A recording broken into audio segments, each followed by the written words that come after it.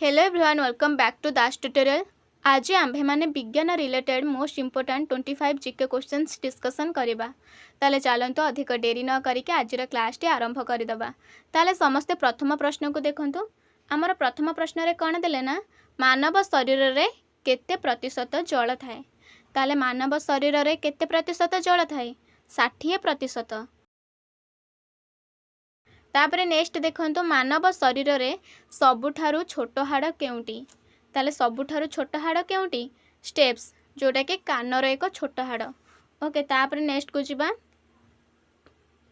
मानव शरीर रे सबुठारु लंबा हाड़ केउंटी। लंबा हाड़ होउची फीमर।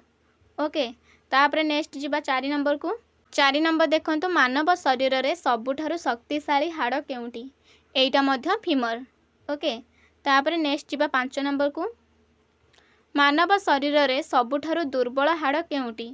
ताले सबुठारु दुर्बल हाड़ केउंटी ना क्लाविकल।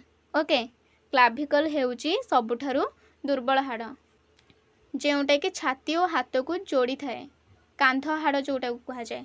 ओके तापरे जिबा नेक्स्ट को जिबा 6 नंबर देखंतु मानव शरीर रे सबुठारु बड़ बाह्य अंग केउंटी। ताले एहार उत्तर हेउची चर्म। चर्म हेउची सबुठारु बाह्य बड़ अंग। तापरे नेक्स्ट देखिबा मानव शरीर रे सबुठारु बड़ आभ्यंतरीण अंग केउंटी। ताले आभ्यंतरीण अंग केउंटी यकृत। ओके जोटा कि आमे लिवर कहूचे। तापरे नेक्स्ट जिबा प्राप्त वयस्क मानव शरीर रे केतोटी हाड़ थाए। जो व्यक्ति माने प्रातः वयस्क होई थांती सेमानक शरीर रे केतोटी हाड़ थाए 206 टी। ओके तापरे नेक्स्ट देखिबा नवजात शिशुर शरीर रे केतोटी हाड़ थाए।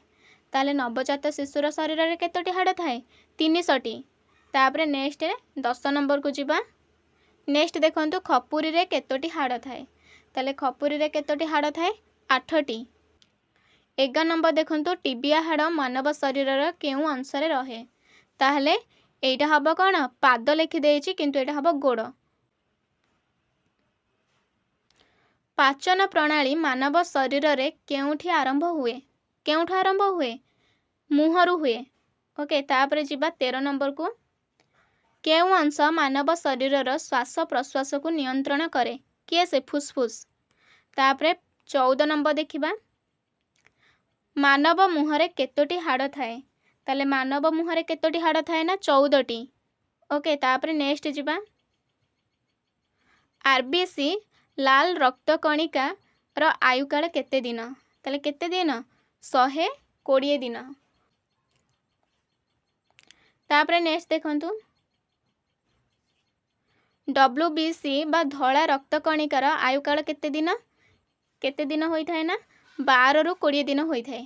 ओके तापरे जिबा 17 नंबर को प्लेटलेट्स रो आयुकाल केते दिन 7 रु 10 दिन। ओके 17 नंबर गला 18 नंबर को चलंतु साधारण मानव शरीर रे केते परिमाण रो रक्त थाए। ताले साधारण मानव शरीर रे केते परिमाण रे रक्त थाए ना 5 लिटर। ओके तापरे जिबा तापरे 19 नंबर देखंतु मानव शरीर रे केतोटी क्रिनियल नर्व्स थाए। ताले एहार उत्तर कोन हेबो 12 टी।